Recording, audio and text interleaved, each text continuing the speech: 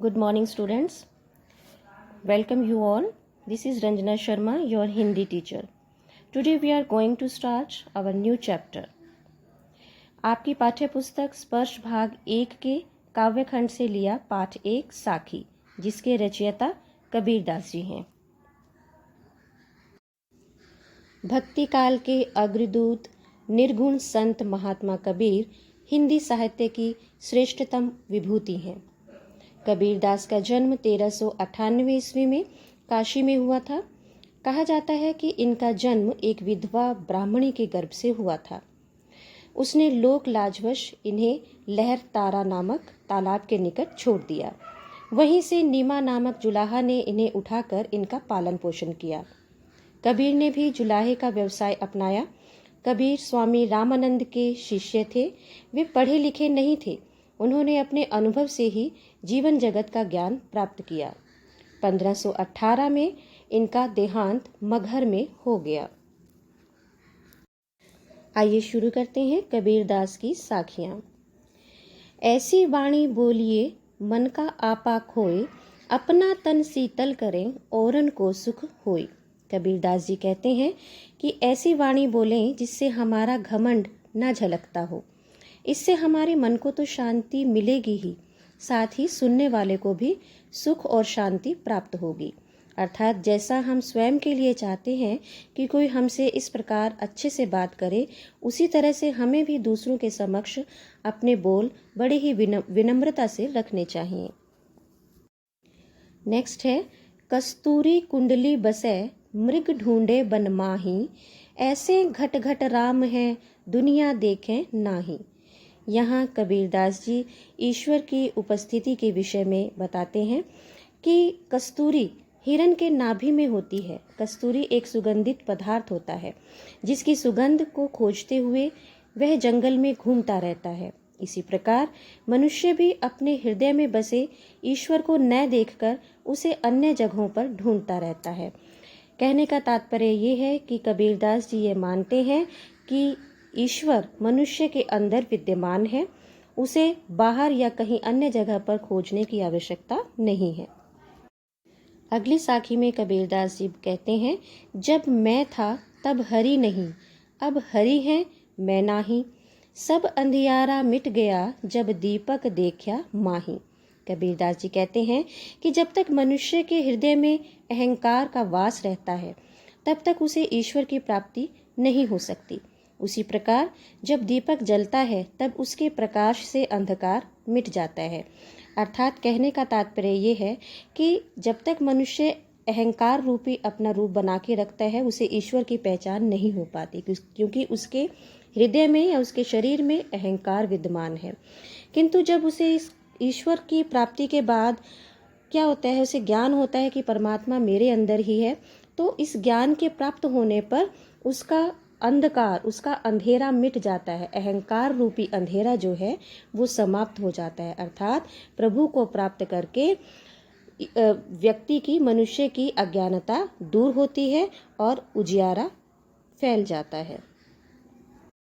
Next है, सुखिया सब संसार है, खाए अरु सोवे, दुखिया दास कबीर है, जागे अरु रोवे।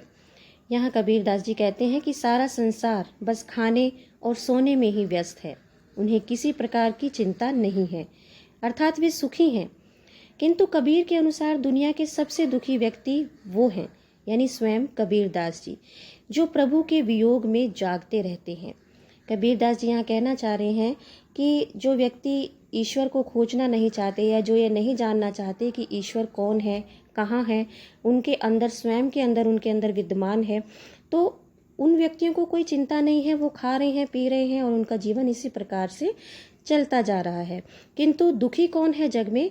जो ईश्वर को पाना चाहता है, जिसके अंदर ईश्वर को पाने की पीड़ा है और ईश्वर के वियोग को वह झेल नहीं पाता है और इसी कारण वह दुखी रहता है। आगे है, बिरह भुवंगम तन बसे, मंत्र न लागे कोई, राम वियोगी ना जीवे, जीवे तो बौरा होई। बौरा का मतलब यहाँ पर है दीवाना होना या पागल हो जाना। अर्थात जिस प्रकार सांप के काटने पर उसका इलाज नहीं किया जा सकता है, किसी प्रकार का मंत्र या तंत्र उसमें काम नहीं आता है। उसी प्रकार यहाँ पे कबीरदास जी कह रहे हैं कि जब कोई अपने प्रिय से बिछड़ जाता है तो उस पर कोई मंत्र असर नहीं करता, अर्थात उसे कुछ नहीं सूझता है। और उसी प्रकार ईश्वर के वियोग में जो मनुष्य जीवित नहीं रहता है, अगर वह जीवित भी रहता है तो वह पागल हो जाता है। नेक्स्ट है बच्चों, निंदक नेड़ा राखिए आंगन कुटी बंधाए, बिन साबन पानी बिना निर्मल करे सुभाए। सुभाए कहते हैं स्वभाव को।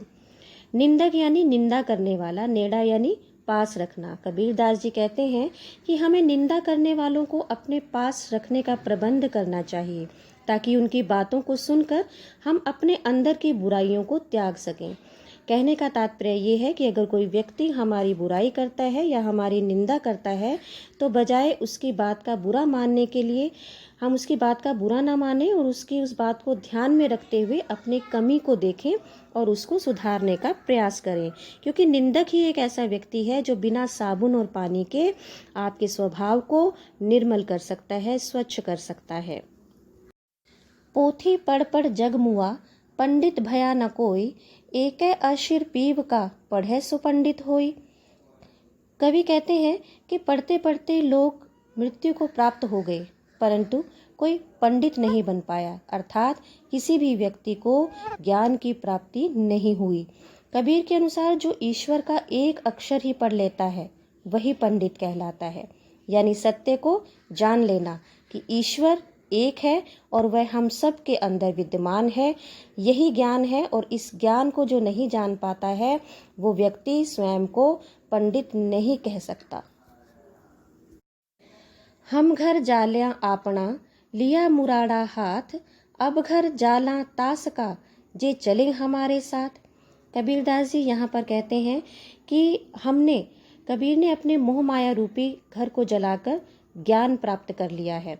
मुराड़ा कहते हैं मशाल को, कि उन्होंने क्या किया, अब उनके हाथों में जलती हुई मशाल है यानी ज्ञान है। अब वो उसी ज्ञान रूपी मशाल को लेकर आगे बढ़ते हैं और जो जो व्यक्ति उनके साथ जुड़ते जाते हैं उन सभी व्यक्तियों के मन से, घर से अहंकार को, अहम को खत्म कर देंगे वो इस ज्ञान रूपी मशाल के साथ।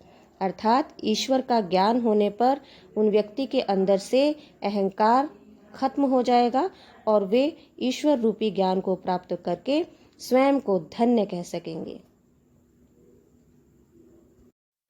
बच्चों, मैं उम्मीद करती हूँ कि आपको साखी के सभी भाव स्पष्ट हो गए होंगे।